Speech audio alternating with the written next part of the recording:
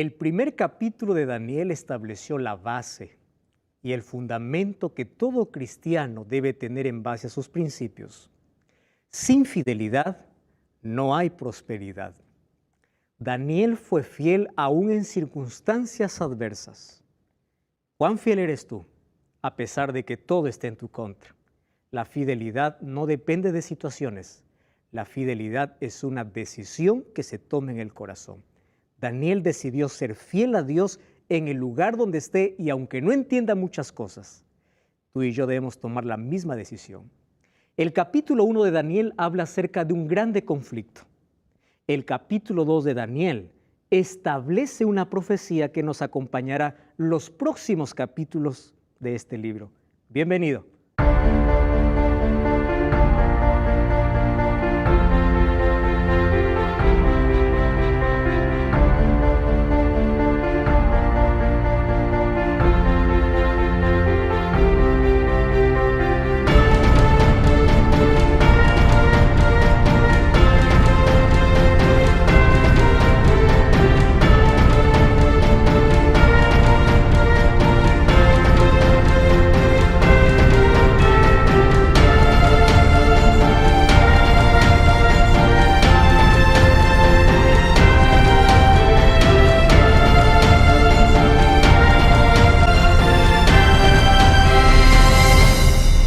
Gracias por acompañarnos y estamos aquí con nuestros amigos de diferentes países, nos están visitando y ellos aquí están para comprender juntos la palabra de Dios. Este es nuestro libro de texto y cuando la palabra de Dios se abre, siempre hay una revelación para nuestra vida. Y este libro se abre cada vez que nosotros oramos. El tema de hoy será una estatua imponente y para hablar sobre este tema vamos a orar. Querido Dios, gracias porque tu palabra nos revela el futuro. Gracias porque a través de la profecía tú nos muestras que eres omnisciente, que todo lo sabes y que tú tienes el control de todo. Toma el control de nuestra vida y bendícenos en este momento al abrir tu palabra. Tu Santo Espíritu sea nuestro Maestro. Te suplicamos en el nombre de Jesús. Amén. En el programa anterior nosotros hablamos acerca de la fidelidad de Daniel. Daniel fue fiel aún en su alimentación. ¿La alimentación tiene que ver con religión? Sí, pero no con una religión simple. La alimentación tiene que ver con adoración. Porque si nosotros cuando nos entregamos a Cristo reconocemos que nuestro cuerpo es templo del Espíritu Santo, entonces nuestro cuerpo debe estar bien cuidado. Entonces Dios estableció cómo nosotros tenemos que comer o qué debemos comer. Recuerdan que hablamos de 3 tipos de alimentos. Alimento recomendado, alimento prohibido y alimento permitido. Correcto. César, ¿tienes una pregunta? Bueno, sí, tengo una pregunta. Antes de venir acá, consulté a un amigo, es cristiano él, pues. Yo le conté que iba a venir para acá. Y me dijo, ¿para qué tú te vas ahí? Bueno, te van a prohibir a comer el cerdo. Entonces yo le digo, pero está prohibido, Leo. No, es simplemente pedirle a Dios, me dice él, y que nos permita orar y comerlo el cerdo. Gracias César. Tú sabes que eso también me han dicho a mí. Lo siguiente me han dicho, ustedes son la iglesia que prohíbe. Yo le digo, no, la iglesia no prohíbe. En ningún momento la iglesia te prohíbe algo. La iglesia establece o predica lo que la Biblia dice. Entonces voy a tocar este tema porque es muy importante. Las personas que quieren justificar un tipo de alimento que no es permitido, toman 2 textos de la Biblia. ¿Me permiten hablarles? El libro de Hechos capítulo 10. Vamos a Hechos capítulo 10. Entonces ahí vamos a encontrar el versículo 11 que dice así, vi el cielo abierto. ¿Saben quién está hablando aquí? Pedro. Y que descendía algo semejante a un gran lienzo, atado de las 4 puntas, era bajado a la tierra, en el cual había todos los animales, dice, cuadrúpedos, terrestres, reptiles, aves, y me vino una voz del cielo que me dijo, Pedro, levántate, mata y come. Entonces Pedro dijo, oh Señor, ninguna cosa impura, ¿cómo llama Pedro a estos alimentos? Impuros, ha entrado en mi boca.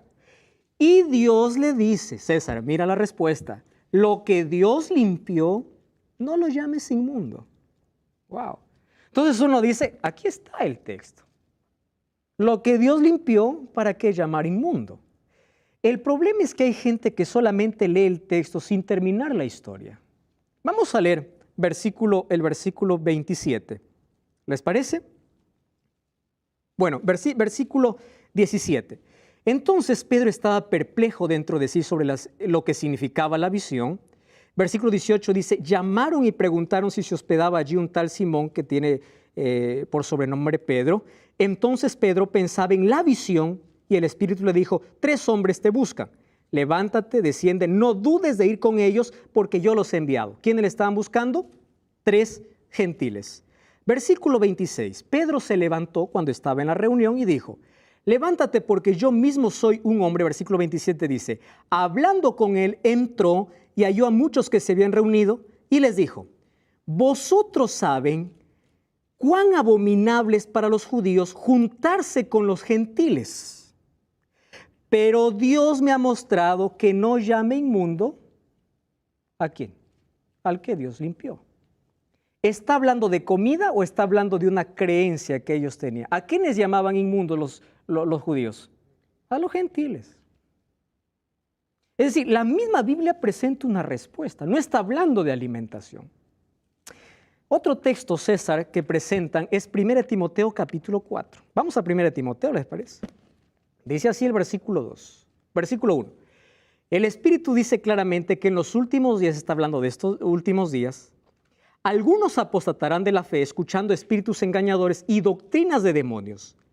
Hipócritas y mentirosos prohibirán casarse y mandarán abstenerse de alimentos que Dios creó para que con acción de gracias participaran de los creyentes, porque todo lo que Dios creó es bueno y nada debe desecharse si se toma con acción de gracias, el texto que me estaba diciendo, ya que por la palabra de Dios y por la oración es santificado. ¡Wow! ¡Qué texto!, ¿verdad? Bueno, ¿quién está hablando aquí? Pablo.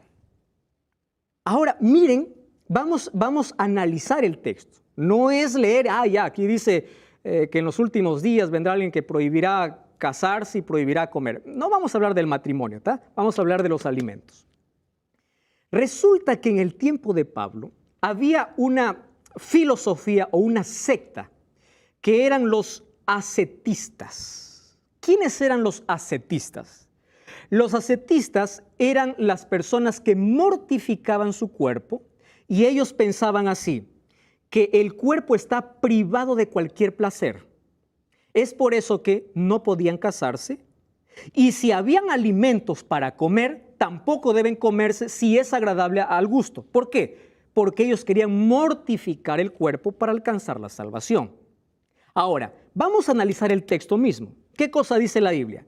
Vendrán engañadores, dice, escuchando, hablando doctrinas de demonios. Yo les pregunto, ¿quién llamó inmundo y limpio? ¿Fue Dios o el diablo? Dios. Ahora, ¿eso es doctrina de demonio? No.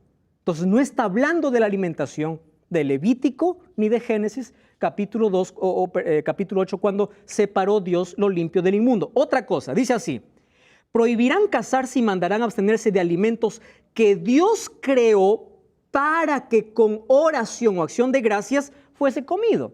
¿Está hablando de todo tipo de alimentos? No, de los alimentos que Dios creó para comer.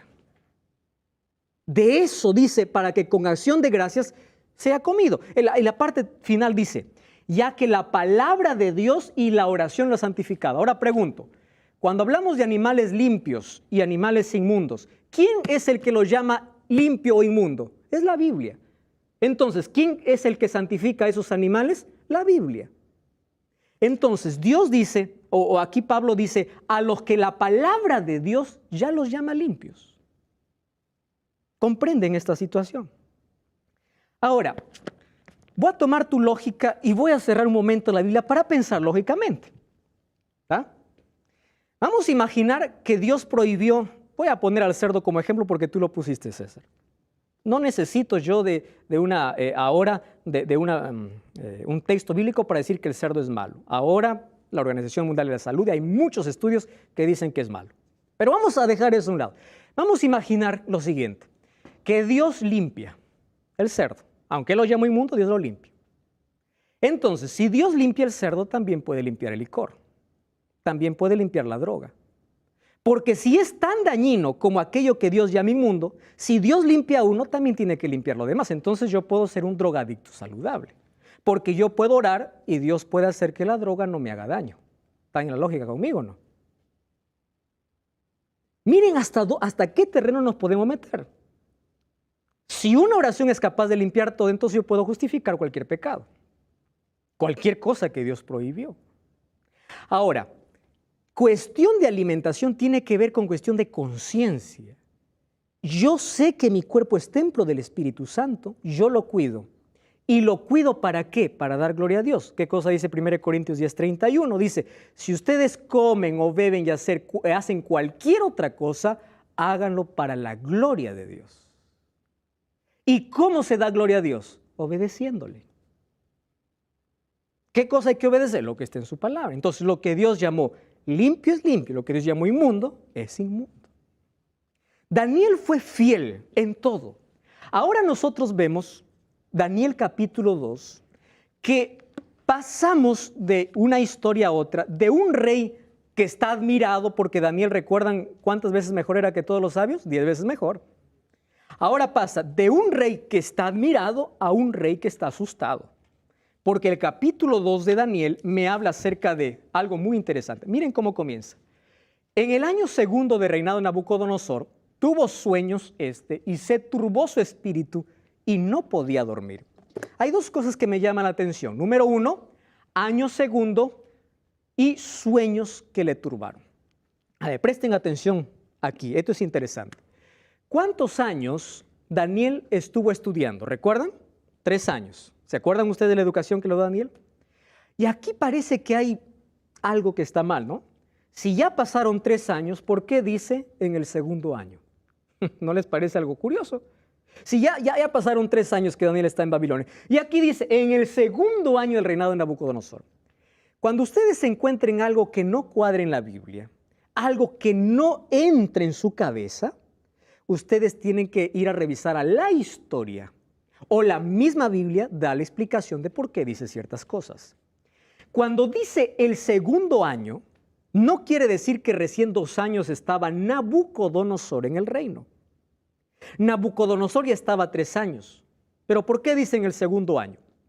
Porque el primer año en ese tiempo no se contaba cuando los reyes iban al trono. Se llamaba el año de ascensión o el año de transición. Y el año de transición no se contaba para ningún rey. Se contaba recién a partir del segundo año, como si fuese, ¿qué cosa? El primer año. Entonces, han pasado ya 3 años. Daniel ya es un sabio, ya pasó por la Universidad de Babilonia. Y es allí cuando Daniel tiene, o Nabucodonosor tiene un sueño que le turbó. Todos soñamos, ¿verdad? Hay muchos sueños que nos recordamos, otros nos olvidamos. Pero lo interesante es que este sueño le turbó, le asustó. ¿Por qué? Resulta que el sueño que tiene Nabucodonosor no es un simple sueño, sino es la profecía más larga porque viene desde Babilonia hasta nuestros días. No era un simple sueño. ¿Qué cosa tuvo? Una visión en sí, en un sueño. Dios estaba revelando a Nabucodonosor el futuro del mundo. ¿Y por qué Dios le reveló a Nabucodonosor? Entonces vamos a responder 2 preguntas. Primero, ¿qué es una profecía? Si vamos a Isaías 46, 9 y 10, dice que Dios es el único que puede revelar el futuro, porque Él conoce el futuro. Ahí dice, nadie como yo. Es decir, el único que conoce el futuro, ¿quién es Dios? ¿Quién es? Es Dios. ¿Qué es una profecía? Miren, una profecía es como cuando ustedes se ponen binoculares. Ustedes conocen los binoculares, ¿no? Cuando han ido a la playa, a algún lugar. Llevan binoculares, ustedes están en este lugar y los binoculares hacen que ustedes puedan ver a cierta distancia. Eso es una profecía. Ustedes están en este tiempo, la profecía te hace ver a distancia de lo que va a ocurrir. Ahora, ¿quién puede hacernos ver el futuro? Solo Dios. La pregunta es, ¿por qué a Nabucodonosor? Si Nabucodonosor era un rey malo. ¿Cómo es posible que Dios revele una gran verdad a un rey impío? Quiero que presten atención aquí. ¿Saben por qué Dios llamó la atención de Nabucodonosor? Porque para Nabucodonosor, en su pensamiento y en su lógica, cuando una persona se olvida de un sueño es porque su Dios está enojado. Entonces Dios llamó la atención de Nabucodonosor, revelándole el futuro y haciéndole olvidar el sueño para llamar su atención. ¿No les parece Dios tan maravilloso? Dios llama nuestra atención para invitarnos a la salvación y lo hace de diferentes maneras. Dios le revela el futuro para decirle a Nabucodonosor, Nabucodonosor, va a venir un imperio mejor que es el reino de los cielos y tú estás invitado. Era la única manera de cómo el evangelio podía entrar en el corazón de Nabucodonosor. Si no, nunca Nabucodonosor hubiese llamado a Daniel, a ver, explícame de Dios. Nunca lo hubiese hecho. Pero ahora, ¿cómo entró Daniel a la presencia de Nabucodonosor? Porque había una curiosidad en él. Quiero saber qué soñé. Porque en su creencia era, si me olvidé el sueño, es porque mi Dios está enojado. Entonces, ¿qué cosa hace Nabucodonosor? Nabucodonosor llama a todos sus magos. Antes nosotros tenemos que comprender lo siguiente. ¿Qué cosa es una profecía? Es la evidencia del Dios omnipotente. La profecía es una muestra de que la Biblia es la palabra de Dios. Si alguien dice, la Biblia no es la palabra de Dios, muéstrale las profecías. Porque la profecía, si se cumplió en la historia y la Biblia lo dijo, ¿quién es el único que sabe el futuro? Dios. Es la mayor evidencia. Número 3, la profecía es un eslabón que une el pasado con el futuro. ¿Qué significa? Si Dios dijo algo y ya se cumplió en el pasado, entonces lo que Dios dijo sobre el futuro también se cumplirá. Por eso es un eslabón que une a los dos. La profecía descubre los secretos del Creador y nos enseña cómo vivir. Si nosotros sabemos que estamos viviendo en el tiempo del fin, la profecía debe enseñarme cómo debe ser mi vida en este tiempo. Muy bien, entonces ahí encontramos versículo 2, vamos a Daniel capítulo 2, versículo 2. Cuando tuvo ese sueño y no se acordó, mandó llamar ¿a quién? A los magos, astrólogos, encantadores y caldeos para que le explicaran su sueño. Entonces vinieron y se presentaron delante del rey. El rey les dijo, he tenido un sueño, mi espíritu se ha turbado. Entonces ellos hablaron, rey para siempre vive, cuéntanos tu sueño y te daremos la interpretación. Le dice Nabucodonosor, solo que hay un problema, no me acuerdo el sueño.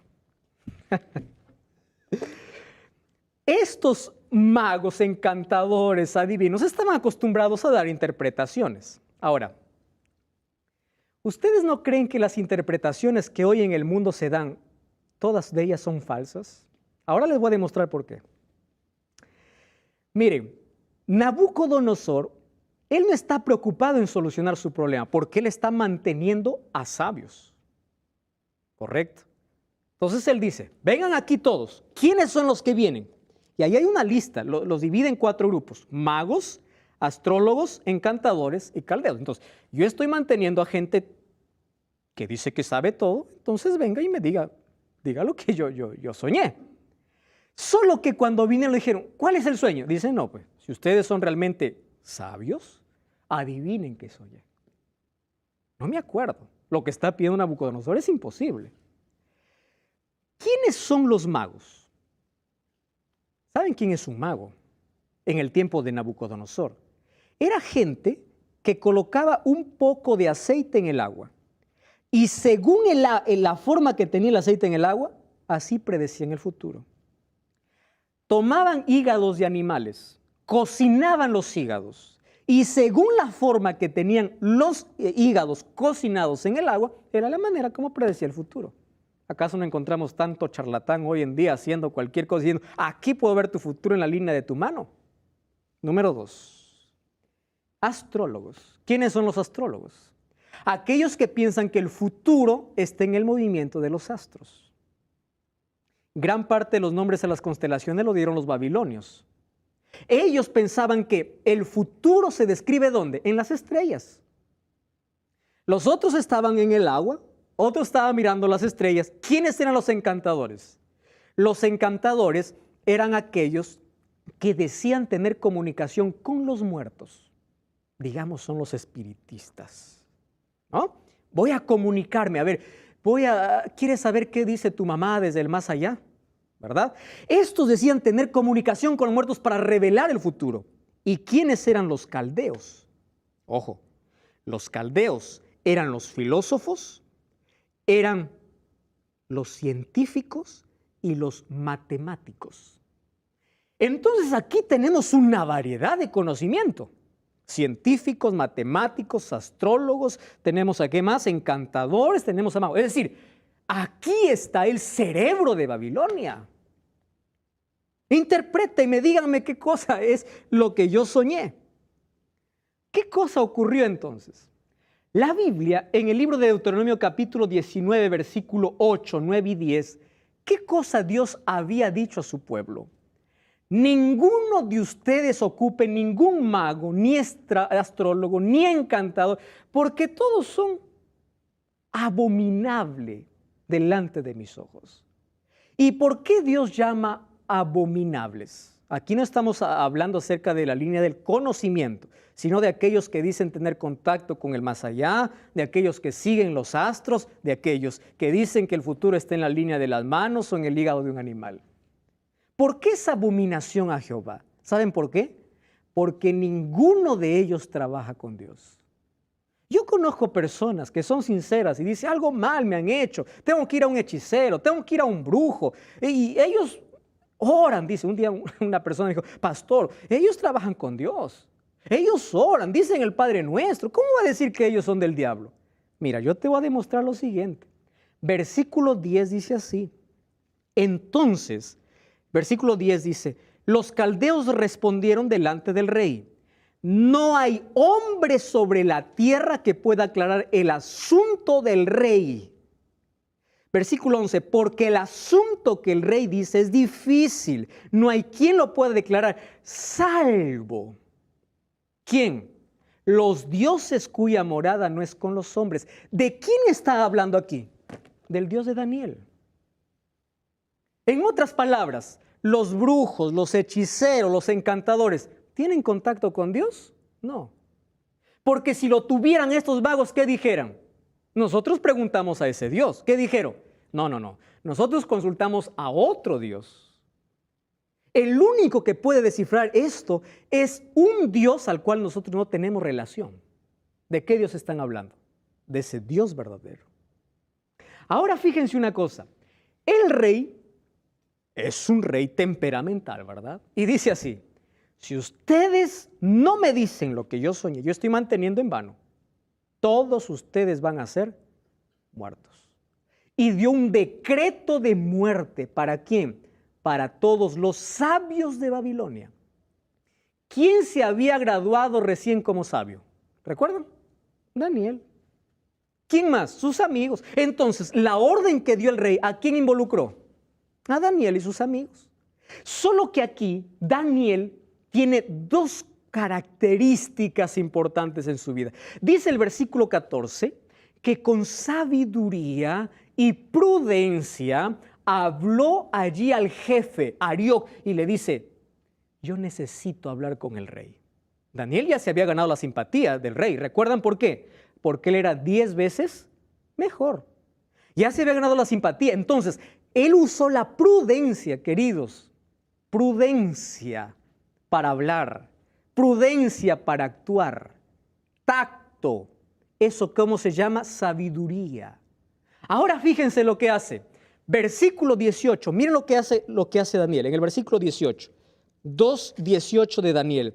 Entonces se fue a pedir misericordia del Dios del cielo sobre este misterio. ¿A dónde fue Daniel? A orar. Él hizo de la oración no un último recurso, sino su estilo de vida. ¿Cómo solucionaba Daniel sus problemas? Orando.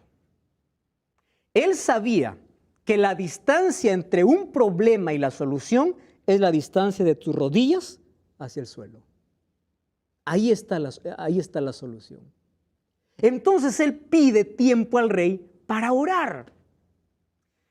La oración es el único lugar donde tus cargas cambian de hombro. Yo te pregunto, ¿a dónde vas cuando estás desesperado? ¿La oración es el último recurso en tu vida o es parte de tu estilo de vida? ¿Tú oras a Dios de todo corazón o solo has aprendido un rezo que lo repites sin ni siquiera saber lo que dices? Daniel me enseña que la solución para cualquier problema es la oración. Y la oración no debe ser el último recurso, debe ser lo primero que yo busco en la vida. Estamos hablando acerca del capítulo 2 del libro de Daniel. Y ahí encontramos que hay un problema. Y el problema es que hay un decreto de muerte. Y ese decreto de muerte involucra ¿a quién? A Daniel. Daniel, cuando tiene un problema, no llora, no se desespera, no grita, no maldice. Él sabe dónde encontrar la solución. Y él sabe que la salida es Dios. Y la manera como uno habla con Dios es a través de la oración. Es por eso que él no dijo, a ver, dame tiempo para ir a revisar todos mis estudios que hice en la universidad. ¿Verdad? Voy a ver qué me enseñaron mis profesores. No, él dice, yo necesito tiempo, pero tiempo para orar. Entonces él se fue al rey y le pidió tiempo. ¿Y ese tiempo para qué lo usó? Para orar. Daniel era un hombre de oración. Ahora, miren lo que sucede. Quiero que ustedes imaginen conmigo la historia. Yo imagino mucho las historias. El versículo 26. Entonces, el rey llamó a Daniel, al cual lo llamó Belsasar, y le dice, ¿podrás tú hacerme conocer el sueño que vi? ¿Qué le está tratando de decir aquí el rey? Mira, Danielito, imagino al rey, ¿no? Sentado allí sobre su silla, allí con la mano en el mentón, mirando a Daniel, un muchachito que recién había salido de la universidad. Diciendo, Daniel, mira Daniel, primero no te voy a desanimar, pero aquí han estado gente más adulta. Aquí han estado los grandes matemáticos, filósofos, los astrólogos. ¿Podrás tú? ¿Qué cosa está haciendo? Minimizando a Daniel. Tú podrás hacer eso. Daniel revierte la situación y lo hace con prudencia. ¿Y cómo hace Daniel? El versículo 27 dice Daniel responde así, con mucho respeto, por supuesto. El misterio que el rey demanda, ni sabios, ni astrólogos, ni magos, ni adivinos lo pueden revelar. Pero hay un Dios en los cielos que revela los misterios. Y él ha hecho saber al rey Nabucodonosor lo que ha de acontecer. A ver, ¿qué cosa está diciendo Daniel? Discúlpeme, rey, con todo respeto que usted se merece, pero sus dioses y sus magos no valen para nada. Está diciendo de manera prudente. Lo que yo le voy a decir, ni un dios de los 1500 que usted tiene, ni un mago, ni un astrólogo lo podrá hacer. Y aprovecha Daniel la primera oportunidad, ¿para qué? Para testificar de quién es su Dios. En otras palabras, Nabuquito, ¿recuerdas cuando tú celebrabas que venciste a mi Dios? Hoy te quiero mostrar que mi Dios es superior a todos los tuyos. ¿Recuerdas cuando celebrabas y decías, derrotamos al Dios de Israel? Hoy quiero decirte que mi Dios es el único soberano. Ahora se revierte la situación. ¿Dónde está tu celebración? Ahora te voy a mostrar por qué Dios había revelado a Nabucodonosor. Ahí está la respuesta. Versículo 29. Cuando tú estabas en tu cama, tú estabas pensando sobre lo que había de suceder en el futuro. Él estaba inquieto por el futuro. Versículo 30, la parte final dice, para que entiendas los pensamientos de tu corazón. ¿Qué cosa estaba buscando Nabucodonosor? Conocer el futuro. ¿Qué cosa reveló Dios para Nabucodonosor? El futuro. Ahora fíjense lo que ocurre. Cuando presenta a ese Dios, Daniel se va al grano y le dice en el versículo 31, miren lo que dice, tú veías una grande imagen y empezó a recordar, ¿verdad? El rey era de gloria sublime, estaba en pie, la cabeza era de oro fino, su pecho y sus brazos de plata, su vientre y sus muslos de bronce, sus piernas de hierro, sus pies en parte hierro y en barro cocido. Estaba mirando hasta que una piedra se desprendió, no cortada con mano de hombre, hirió la imagen en sus pies de hierro y la desmenuzó. Eso era todo el sueño, eso era todo el misterio. Miren, antes quiero decir algo. Un cristiano puede revertir cualquier situación. ¿Cuál era el decreto para todos los sabios? Morir. Llegó Daniel y por su presencia vivieron. Voy a hablar para ti. Tú eres un cristiano que trabaja en una empresa. Eres un profesor que estás en una escuela pública. En el lugar donde estés, brilla, resplandece, revierte la situación. Porque cuando tú te entregas a Dios y oras a Dios, no podrá dejar de verse la atmósfera que tú vas a poner por donde vas. Daniel revertió la situación de muerte a vida. Todos los sabios aplaudieron a Daniel. Daniel, estuvimos condenados a muerte, pero tú nos diste vida. Daniel no les dio la vida, pero un hombre en las manos de Dios puede revertir incluso una situación tan difícil como esta. Eso es lo que Dios quiere hacer con nosotros cuando le permitimos. ¿Cuándo le permitimos? Cuando somos fieles, cuando tomamos una decisión por Dios. Entonces, aquí le explica a Daniel, y uno puede decir, bueno, ahora vamos a interpretar la estatua, ¿no? ¿Qué significa la cabeza? ¿Qué significa? Miren, si Dios no hubiese explicado a través de Daniel, hoy día hubiesen 1000 interpretaciones sobre esta estatua. Pero la misma Biblia interpreta. Nosotros no necesitamos inventar ninguna interpretación. ¿Qué cosa dice ahí el versículo 39? Después de ti, versículo 38, la parte final. ¿Qué cosa dice? Tú eres, ¿qué cosa? La cabeza de oro. ¿Qué cosa le estaba revelando Dios a Nabucodonosor? La humanidad. ¿Desde qué momento? Desde su tiempo. La cabeza de oro, ¿a quién representaba? Babilonia. Tú eres la cabeza de oro. Y dice el versículo 39, después de ti se levantará otro reino inferior. ¿De qué está hablando? De que Babilonia no iba a permanecer para siempre. De que vendría otro imperio. Hasta ese momento, Babilonia era el imperio más brillante. Nunca hubo un imperio que tuvo más oro que Babilonia. Más poderoso. Más deslumbrante en la historia. Que incluso hasta hoy se reconoce una de sus maravillas como las 7 maravillas del mundo antiguo. Los jardines colgantes de Babilonia. No existió algo mejor. Tú eres esa cabeza de oro, pero recuerda que tú no vas a durar para siempre. Tu imperio va a tener un fin. Va a venir otro. ¿Ese otro quién era? Ciro. Heródoto, padre de la historia, registra cómo Ciro, Medo y Persia, a través de Ciro, entra a conquistar Babilonia en el año 539, cuando todos estaban en una borrachera. Eso lo veremos en los próximos capítulos. Seca el río que cruzaba por la ciudad, y Babilonia es conquistado. Eso está revelando, dice, detrás de ti, ¿quién vendrá? Vendrá otro que representa allí, ¿qué cosa? El pecho y los brazos. Se refería a Ciro, que conquistó en el año 539, pero eso no termina. Y después vendrá un tercer reino o un tercer imperio. Ojo, esto es profecía. Le está diciendo lo que vendrá. Y ese tercer imperio, ¿a quién se refiere? ¿Quién conquistó a los medos y los persas? ¿Recuerdan ustedes que en el año 331, desde mucho antes, 323, 320, apareció el gran general, el gran hombre que en 10 años conquistó casi todo el mundo antiguo? ¿Cómo se llamó? Alejandro.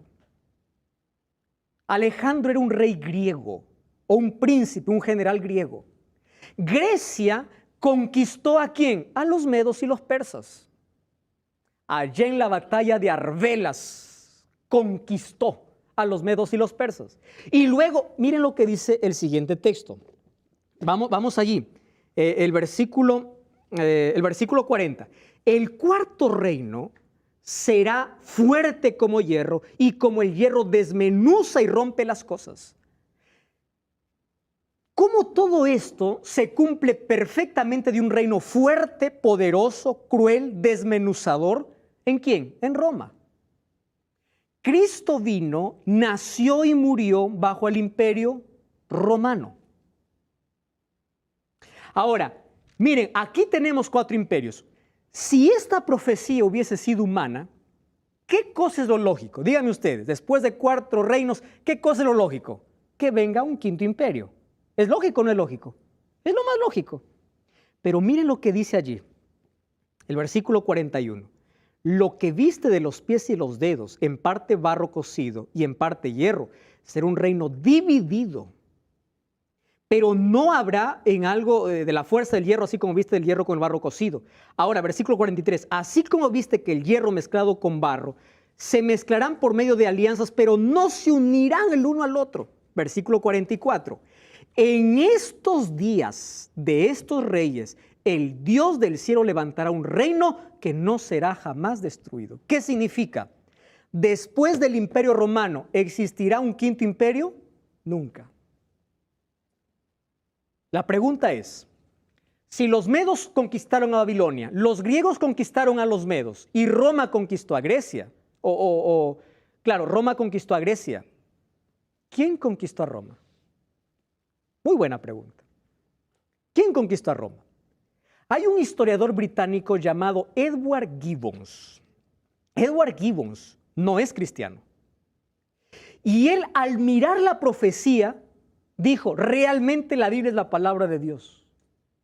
Porque él narra en el libro de historia cómo Roma fue conquistado en sus propias bases. Por 10 tribus bárbaras que conquistaron a Roma. Roma se dividió. Y esas 10 tribus dieron origen ¿a qué? A Europa. Por ejemplo, ¿quiénes eran las 10 tribus? Los álamos, los francos, los burgundios, suevos, visigodos, sanjones, lombardos, vandalos. ¿Qué cosa hablaba acerca de los pies? Que ya no sería un reino, sino un reino como partido, dividido.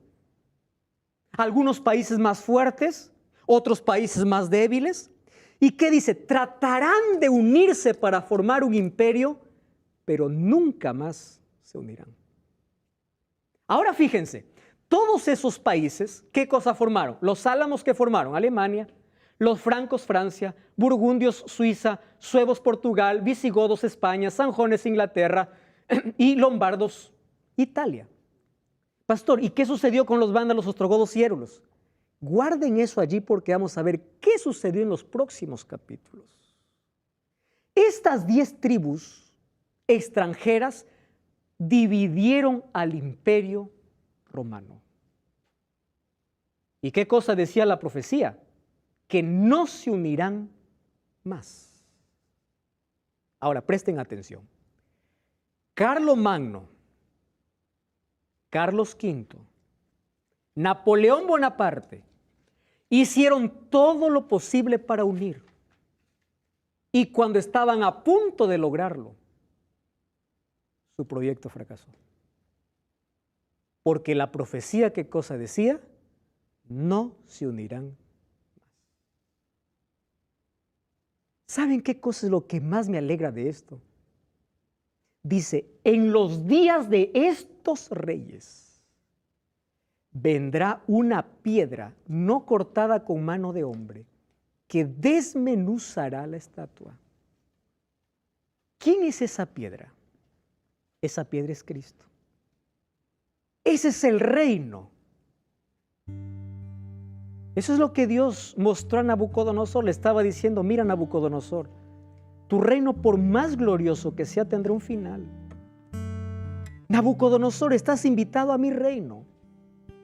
Mi reino será eterno. Todos los reinos pasarán. Entonces yo pregunto, ¿dónde está Grecia? ¿Dónde está Media y Persia? ¿Dónde está Babilonia? Todos quedaron allá, empolvados en la historia. Y la profecía se cumplió exactamente. Y así como Dios invitó a Nabucodonosor, Dios está invitando a ti. Ven a mi reino. Forma parte de este reino. Lo que me interesa de la profecía es que dice, en los días de estos reyes, es decir, en los días de estos países, vendrá Cristo. No vendrá un nuevo imperio. Entonces, queridos, nosotros estamos viviendo en la parte final de la historia. Hace tiempo leí un título impresionante, decía, un hombre muerto con los pies vivos, porque nosotros somos los pies. Todo lo demás es historia, pero los pies están vivos solamente por un poco de tiempo, porque Cristo muy pronto vendrá. Yo te pregunto, ¿Tú estás preparado para formar parte de ese reino? Así como Dios invitó a Nabucodonosor a ese reino eterno, Dios está invitando a ti, porque en estos días Cristo aparecerá. Toma una decisión de formar parte de ese reino eterno. Ese reino que no será conquistado por ningún otro reino. Es el reino de los cielos. Hubiese sido fácil para Daniel presentar un mensaje lindo para Nabucodonosor. Decirle, tranquilo Nabucodonosor, tu reino va a ser eterno. Porque hay tanta gente que les gusta escuchar mensajes, aunque sean mentiras, pero mensajes que le hacen crecer su ego. Hubiese sido fácil para Daniel decir eso. Pero Daniel le habló la verdad. Daniel miró los ojos de Nabucodonosor y le dice, tu reino es pasajero. Tú vas a pasar a la historia. Nabucodonosor, tú no eres eterno. Toda la gloria humana es temporal. Lo único eterno es el reino de los cielos. Queridos, si hay un tema en la Biblia que se repite tanto, es la vuelta de Jesús. Jesús está volviendo. Lo dice a través de noticias, lo dice a través de cosas que ocurren, lo dice a través de las profecías, a través de la Biblia. Tú has escuchado muchos mensajes del regreso de Cristo. Sin embargo, parece tan lejano porque estamos tan distraídos en lo temporal que descuidamos lo eternal. Estamos acumulando cosas en esta vida, en algún momento se van a acabar. Cuando descuidamos lo más importante que es el cielo. Más de 300 veces se repite en la Biblia, Cristo vuelve. ¿Qué le está diciendo Daniel a Nabucodonosor? Maranata, Cristo regresa a Nabucodonosor, prepárate. ¿Saben qué cosa es lo que me emociona? Dice, en los días de estos reyes. Estamos en la parte final. Basta con mirar todo lo que está ocurriendo en nuestro mundo para ver de que estamos viviendo en este tiempo del fin. ¿Saben? Daniel murió confiando en la promesa del regreso de Jesús. Nabucodonosor, aunque se quedó sorprendido por aquella revelación, después de muchos años entregó su corazón a Jesús. Lo vamos a ver en los próximos capítulos. Pero ahora te pregunto a ti, ¿y cómo acabará tu historia? ¿Cuántas veces ya escuchaste de que Cristo está volviendo? Probablemente tú ya perdiste la fe y tú piensas que esto es una mentira. ¿No ves que las profecías hasta hoy se cumplieron de manera perfecta? ¿No ves que la revelación que fue dado allá en Babilonia alcanzó hasta nuestros días de manera perfecta y hoy la historia lo comprueba? Porque la profecía es eso.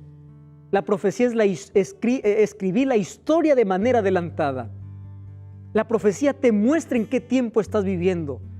Y esto a ti no debe aterrorizarte, debe darte esperanza. Porque la vuelta de Jesús es nuestra mayor esperanza. Cuando Cristo regrese, acabará con tu dolor, con ese cáncer que te está acabando, con ese desempleo que allí te está preocupando, con esa crisis que estás pasando. Cristo vendrá para poner fin a esas lágrimas, a ese insomnio de noches enteras sin dormir por la preocupación. Cristo vendrá para poner fin a aquella injusticia, aquella herida abierta en tu corazón. Cristo vendrá a poner fin a la muerte, porque tú ya enterraste muchos seres queridos y tienes muchas heridas abiertas que se cerrará cuando Cristo venga. Ahora te pregunto, ¿estás preparado para formar parte de ese reino? Dios llamó la atención de Nabucodonosor a través de un sueño para invitarle a formar parte del reino. Hoy Dios está llamando tu atención a través de un programa para decirte, yo quiero verte en el reino. Queridos, y la invitación es para todos nosotros. Todos nosotros somos candidatos para estar en ese reino de los cielos. La pregunta es, ¿estamos listos? Vamos a orar. Querido Dios, toma nuestra vida. Gracias porque la profecía, al cumplirse en exactitud, nos muestra que tu palabra es real, es divina. Y si estamos viviendo en la parte final de la historia, permite que nuestros ojos vayan a aquello que es eterno, no aquello que es temporal. Que nuestra mayor búsqueda de la vida sea para que nuestro nombre esté escrito en el libro de la vida. Sea nuestra salvación, sea Jesús, no las cosas que se acaban. Toma nuestro corazón y ayúdanos cada día a estar preparado para ese glorioso encuentro. Queremos formar parte de ese grupo que levanta los brazos para decir: este es nuestro Dios. Te aceptamos como nuestro Salvador y ayúdanos a vivir en esta parte final de la historia como tú quieres. En el nombre de Jesús. Amén.